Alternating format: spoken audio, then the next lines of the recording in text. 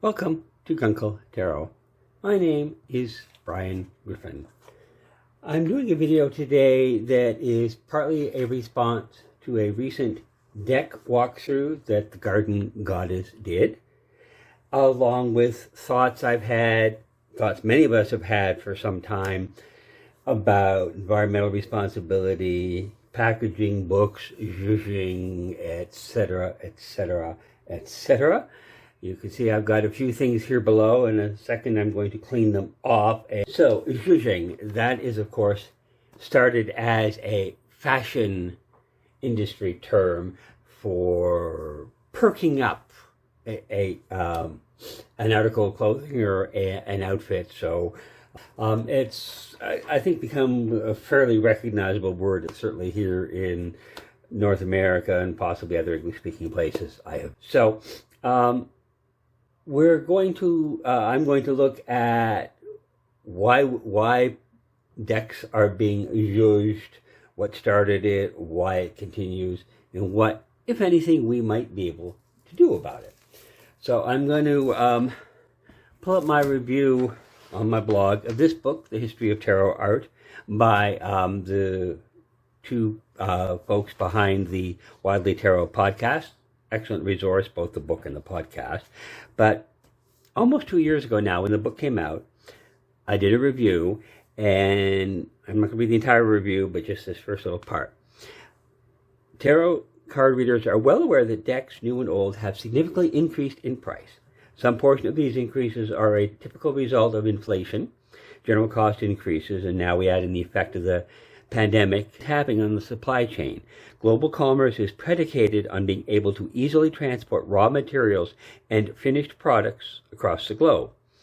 Another very real factor is the growing appreciation of decks as potential investment. The concept of a collectible has long impacted prices of items, from toys to dishware. Why should these fascinating collections of small artwork be any different? And that idea, seeing decks as collections of small artwork, is both a reaction to the actual beauty of many decks and the realization that for many of us, collecting traditional artwork, statues, paintings, etc., is just too far beyond our budgets. As a card reader, I know that growing interest in deck collecting increases the variety of decks available, new beautiful designs that honor the best of the old while updating references to modern life and the diversity of human existence. As someone who's generally never followed the most popular fads, I've been able to escape much of the inflation such desire causes in pricing. So the emergence of collectible tarot deck art is a two-edged sword. Be that as it may, I can't but be thrilled at the stunning book. Okay, so the point there, of course, being that this is not the book is only reflecting the reality, which is that many tarot and non-tarot oracle decks are, in fact, stunning collections of art. So, as independent artists have been better able to produce and market their own decks, a variety of things, better access to printing options and packaging options overseas. Printing has gotten better at doing smaller press runs economically. And so it's made it easier for indie people to create decks. The marketing has become in some ways more difficult because there's massive amounts of product being offered everywhere, but also easier because of things like the internet, sites such as Kickstarter, Indiegogo, self-publishing and marketing through your own website. There's a variety of options that when I was young, there was one or two witchy stores in a large city, and possibly if you could find a magazine that catered to your market and would accept the ad, you could do advertising for mail order, which is a very long selling cycle. So things have gotten better and increased the ability of people to offer decks, and perhaps unsurprisingly, in a bad economy, artists turn to all sorts of options to make money, and so selling their own product has certainly helped with that. So now we have a lot of artists self-publishing, and certain ways of doing that, such as Kickstarter and Indiegogo campaigns, have both benefited artists by letting them see that you can, in fact, upsell and sell well a more expensive product because of a quality paper, quality finishes, quality of the packaging, etc. So to start with, it's opened up the market so people can see the options available. Then at the same time, the idea of stretch goals has taken that and, in true capitalist philosophy, made it a pain and a disaster for people who don't want to spend a lot of money. So we have stretch goals, and in some cases, you sell a certain amount of dollars, and everyone will get their decks with a metallic trim instead of plain trim, or you can do add-ons like tarot reading cloths, etc., or make them part of the package. So stretch goals encourages everybody to help make the product sell, which is inherently marketing, etc. But it's also meant that decks that used to start $40 compared to $25 mass market are now looking at $40, $60, $70, $80 before shipping. And I also want to be sure that I have fully disclosed I am retired now. I spent decades and decades in sales and marketing and purchasing, and so I have contributed my own sin to promoting, marketing, and judging, etc. I am a photographer and a graphic designer, and I certainly appreciate quality. And so on the one hand, I appreciate the quality, so good cardstock. And as a marketing person, I understand the spot gloss or spot metallic coatings, etc., as a marketing tool. And so I know their difference. I appreciate their difference. I know which is more important to me. So what's happened is Kickstarter et al. Have encouraged people to offer super Jeuje product, and buyers have committed to buying the product. So what we need to consider is, what does that do? Environmentally, it's increasing all sorts of things: additional packaging, additional metallic, spot gloss, and a variety of things that may or may not be long-term environmentally friendly. So then we look at, what does that impact on the mass market publishers? We're talking about U.S. Games, Llewellyn, Red Feather, Shipper, etc. They're certainly selling a lot more than any individual artist does. So they have to look at what they're competing with. A $25 tuck box deck will sell to a certain part of the market, and it's a good way to start. Once you've gotten that and you've gotten into building your collection or building your library, depending on how you want to view it, you start looking at other things, and you get hooked onto the internet and you find out about Kickstarter, and bam. So now all those mass market publishers are looking at competition that is selling $60 decks. They can say, we want to keep the tuck boxes, but also add some other upscale packaging. And so they started to do that. And in some cases, they get a new deck and they come up with the packaging. Other times, they will sign up a previously self-published deck, and they don't want to take it down to a tuck box. So they're going to start competing with indie decks, because people are beginning, certainly serious users and collectors, are beginning to think that the minimum is now a $40 to $50 deck in a hard box. So mass market companies, in order to compete, are doing that. And when you add in the thought that the independent booksellers or chains like Barnes and Noble are now selling infinitely more decks, for good reason. If you're selling an occult book, why not add the deck? You're competing in a marketplace that's being destroyed by the mega evil corporation that doesn't get named, so you got to compete. So they're selling decks.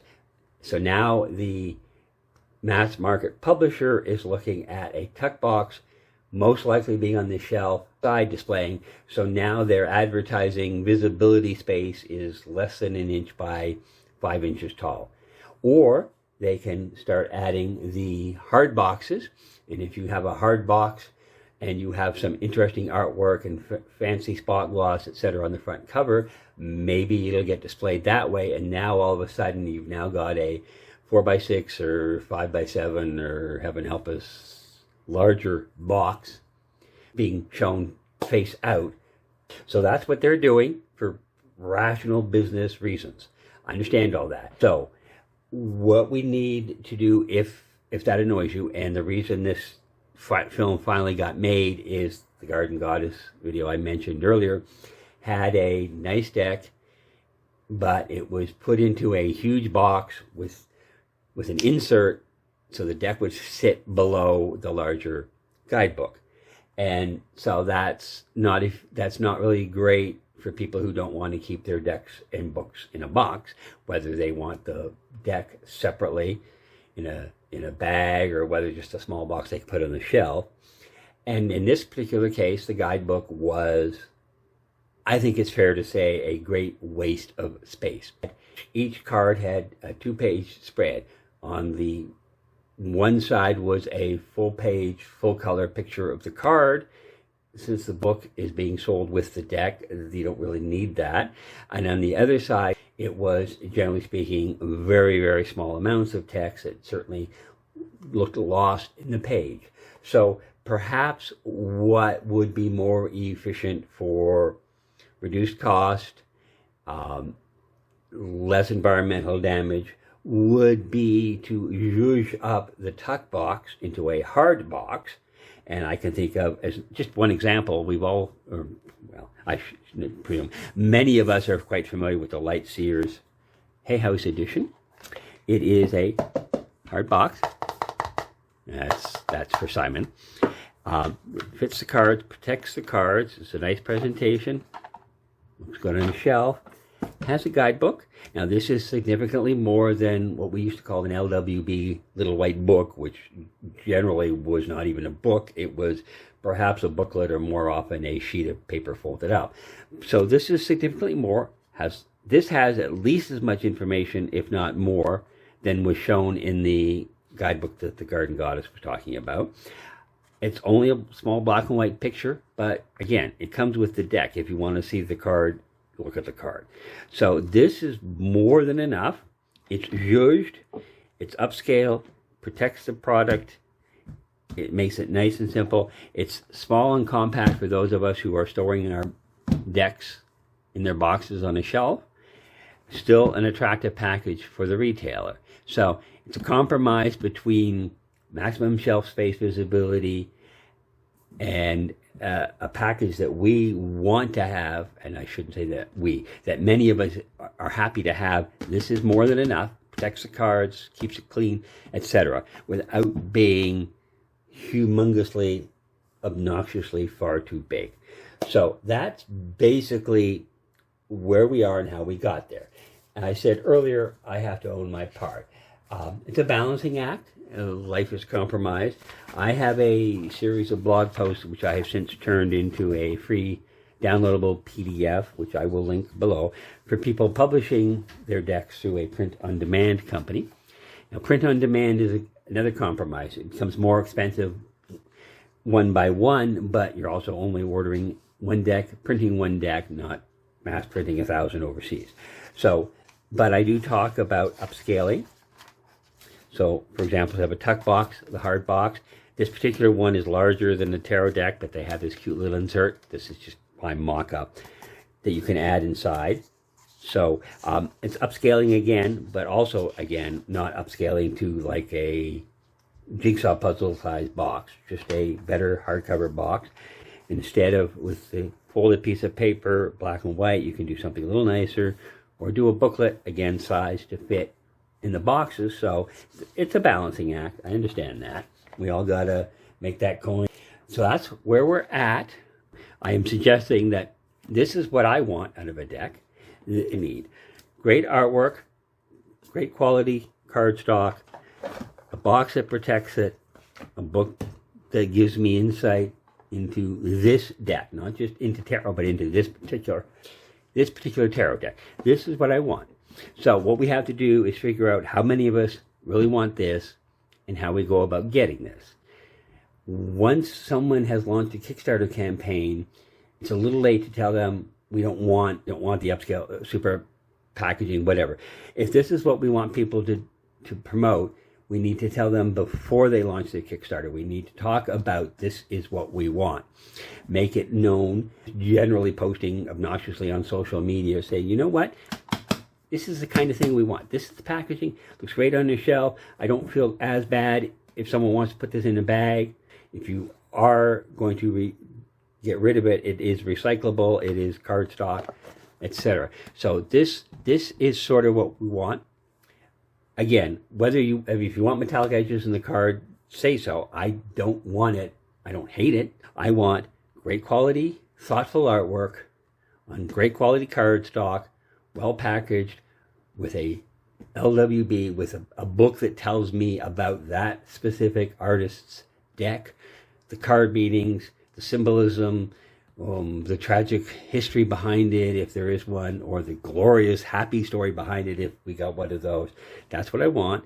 And so, starting with this video, I'm going to start making sure the world knows that this cranky, old, obnoxious man wants tarot decks packaged like this, and that's what I want. And if that's what you want to help make more of these and encourage people to make more of these and less of the horrendously wasteful super mega projects that have wasted paper, that use full color illustrations of the card in the book that comes with the card, and uses excess metallic effects that are expensive, that are probably not great for the water, you need to speak up, because we are the buyer and we have a little bit of power. Thus ends today's lecture. Thank you.